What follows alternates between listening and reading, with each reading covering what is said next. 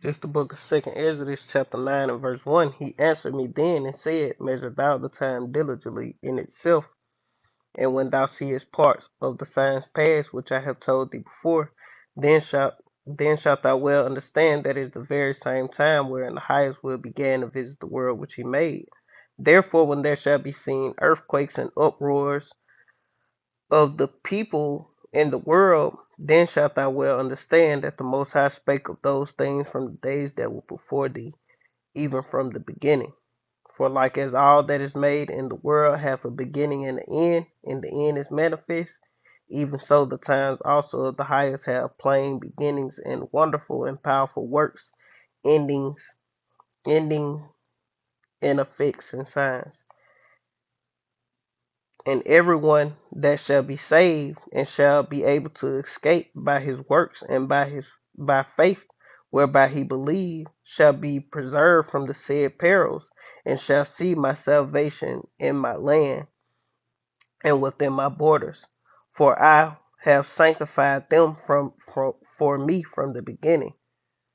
Then shall they be in pitiful case which have now abused my ways, and they that have cast them away despitefully shall dwell in torments. Barakatah Yahweh, Barakatah Yahweh Shai, Barakatah Yahweh, Barakatah Yahweh Shai, Barakatah Yahweh, Barakatah Yahweh Shai, call Lord Mlah Yahweh, by Hashem Yahweh Shai, by Hashem Rakakadash, double honors to the apostles and the elders of Great Millstone, rule well, been a great example to the younger brothers in the truth, and peace and blessing to the hopeful elect.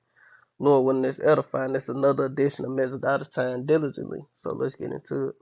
We begin with our breaking news. Our world is indeed changing as we speak. That smoke in the distance over Kharkiv, Ukraine. These are among the darkest hours for Europe since the end of World War II. It's emerging online. These pictures here show helicopters. They say these are the darkest hours we've seen since World War II. Let's get it, man. You know. Let's get it real quick. This is the book of Revelation, chapter 11 and verse 14. It reads, The second woe, World War II, is past, and behold, the third woe cometh quickly. And we are entering into the third world's woe, which woe going to destruction. Matter of fact, let me pull it up real quick. And I'm just going to get a simple, I can't pull it up. Oh, yes, I can. Woe. It just say misery or trouble. We're entering into the third woe, man. You know, in every war, world war for sure, was mass casualties, you know, famines, uh, rape, just, you know, things happen, man. It was miserable, a troubling time. And this one gonna be the worst of all of them, man. You know, this gonna be the war to end all wars, man. But like the scriptures say, Revelation 11 and 14 again, it say the second woe is past, and behold, the third woe coming quickly. So get ready, man. Was flying on the outskirts of Kiev, which is in the east of the country. Ukrainian media reporting that they belong to Russia. Ukraine has mobilized its forces and begun to defend its cities. Explosions heard in Kyiv, Ukraine's capital city. Just 2 hours ago, sirens going off. And there we go. I've just heard the first siren has just gone off. And I've been told by city officials that indicates that this is a city under attack. Ukraine's president says they've introduced martial law and have given weapons to everyone who's able to defend their country. But he told people to stay calm, to stay in their homes. Russia has attacked Ukraine, marking the start of a new war in Eastern Europe. Surrounded on three sides by about 150, 170,000 troops. And tanks rolled through cities, including Sumy, heralding a new phase in this escalating crisis. We now have war in Europe on a scale and of a type we thought belonged to history. Russian troops are attacking from the north, south, and east. It's an attack that involves artillery, tanks, and small arms. Several videos showed what Ukrainian officials described as columns of Russian tanks entering Ukrainian territory. An unprovoked war in Europe is now underway. Here we go. It started before dawn. Ukraine woke to explosions around the capital, Kiev. It was the same across the country. These pictures from Kharkiv in the east. Enormous blasts, also in the city of Dnipro. That fiction now utterly exposed. Explosions right across this vast country. Guys, look!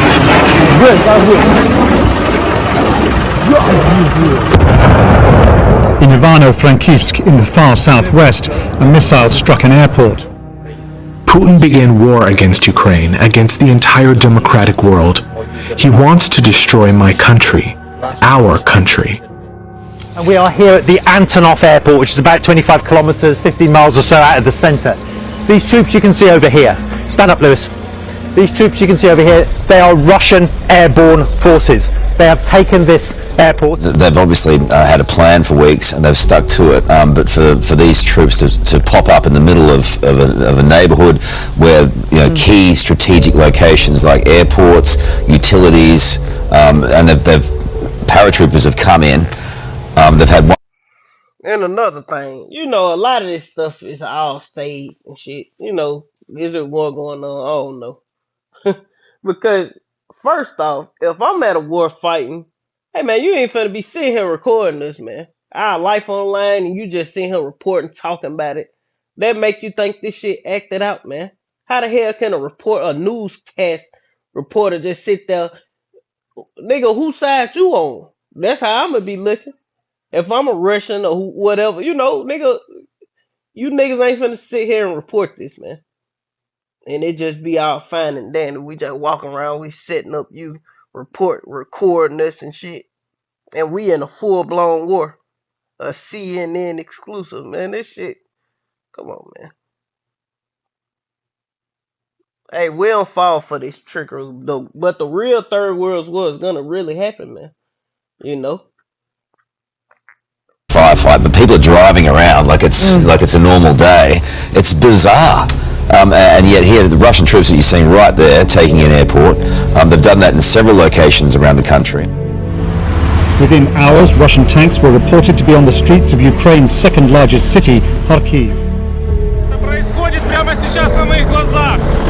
Russia appeared to be targeting essential infrastructure. Helicopter gunships hovering above a power plant. Other power stations were targeted as well, including the Chernobyl nuclear power station, raising fears of an even greater disaster. This was an unprovoked war. It reminds me of September 1st, 1939, when Hitler invaded Poland. Russia cannot feel safe, develop, and exist with a constant threat emanating from the territory of modern Ukraine, he said, describing the government in Kiev as a junta of neo-Nazis determined to build nuclear weapons. Mid-morning and 2 jets fly over the city. It's not clear. And that's the whole purpose of Putin. Like, man, fuck that. Y'all ain't finna establish these countries as NATO countries right at my border, man. Now I'm surrounded, I got you in front of me and a cliff behind me, which is what I say cliff because ain't nothing behind them but the water, man. But you surrounded me on all 3 sides, pretty much, with missiles and no, man. He ain't wrong for that. If you really think about it, imagine if Russia and China, okay, we're gonna make Canada a communist country, a part of China, and make Mexico and the islands a communist country, a part of Russia. You think America gonna go for that? Hell no, man. Come on. But it seems only a matter of time before Russia controls the air and much besides. And demilitarization of Ukraine. I mean, judging by those words, this appears to be the worst case scenario, potentially. We have to wait and see. Not just forces moving into the east to these rebel-held areas, but potentially moving on other parts of the country. This seems to be a much larger ambition. Russia's war machine is even hitting targets in the city capital, Kyiv. Whoa.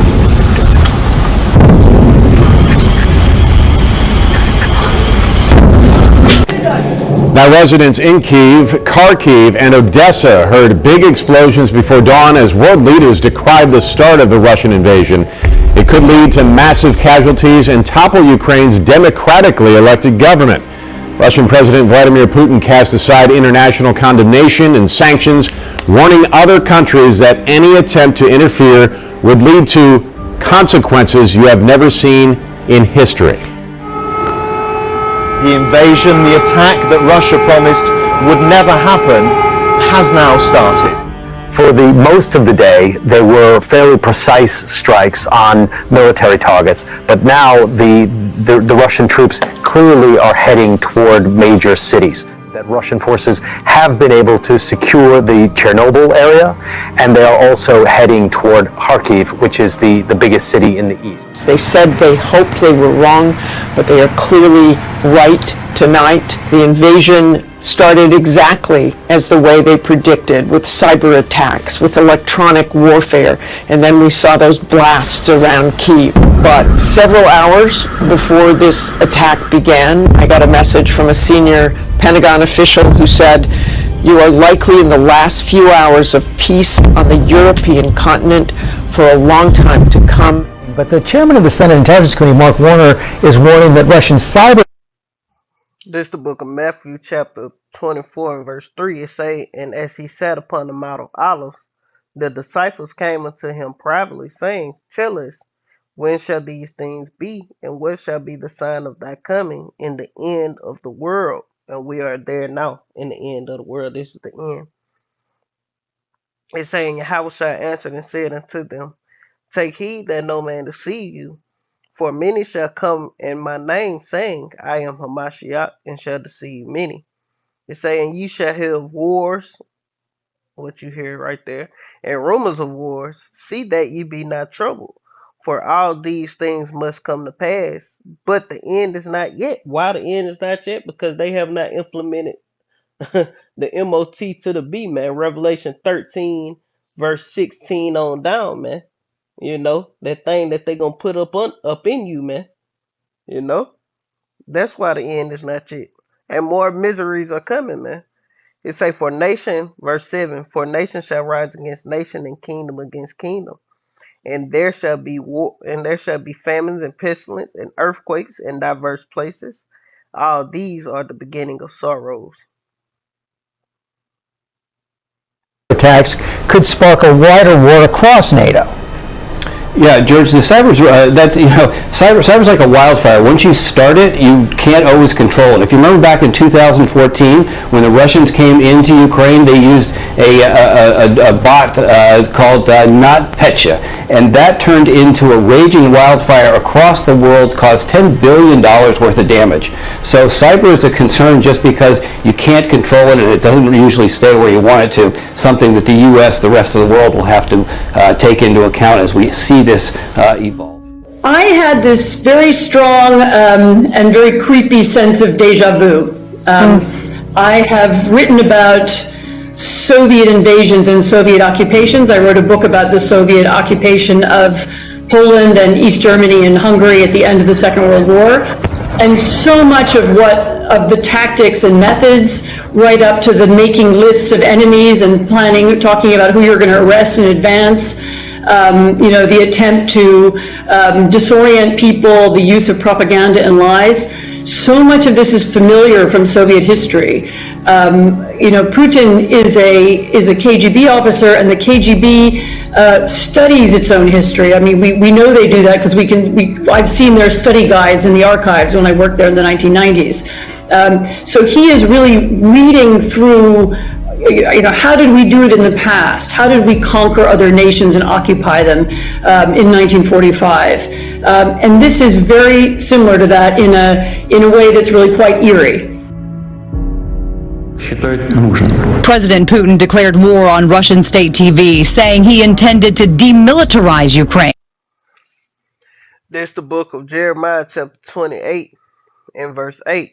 The prophets that have been before me and before thee of old prophesied both against many countries and of great kingdoms, of war and of evil and of pestilence.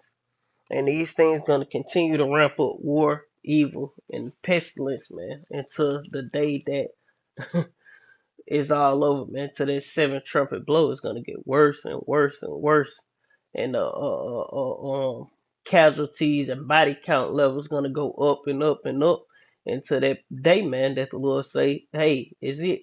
You know, to Yahweh, send Yahweh shot back and destroy this place, man. You know, the prophecy is gonna come to pass. The MOTB is gonna get implemented and shit gonna go crazy, man.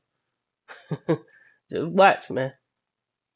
But that's pretty much the point. You know, let's finish this and then we're gonna close it out.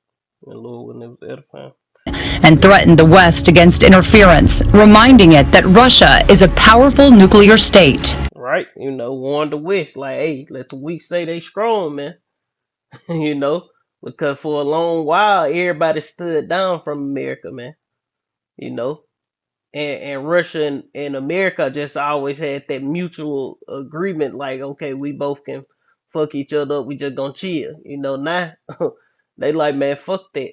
Russia telling NATO, like, okay, y'all play if y'all want to, I'm gonna show y'all. It's type, so to speak. That's the type of time they on, man. In China, you got Iran, all these countries, you know, starting to buck up, man, which were agricultural countries and, you know, different things like that.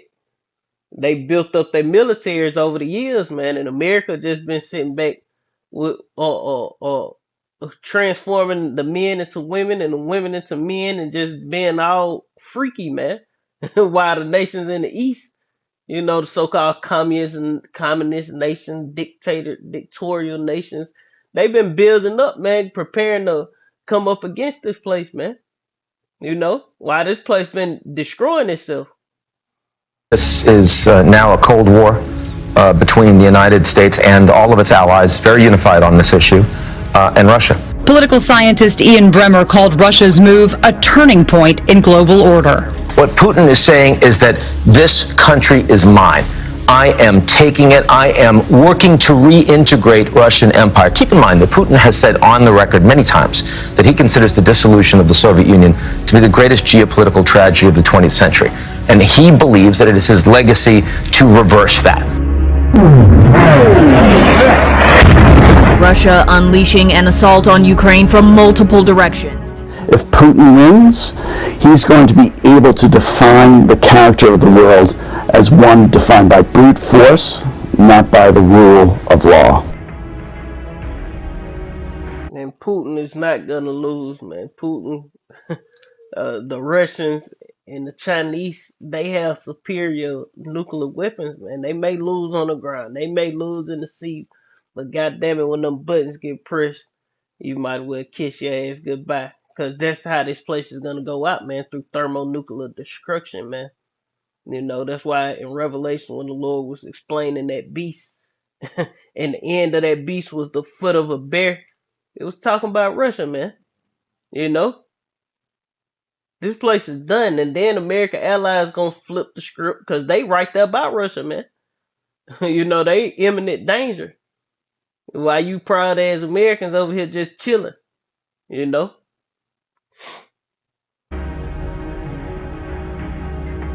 And that's all of it. That's pretty much the point. So, Lord, willing us edified, I want to end to giving all honor and glory to Yahweh, by Hashem, Yahweh Shai, by Hashem, Rakakadash.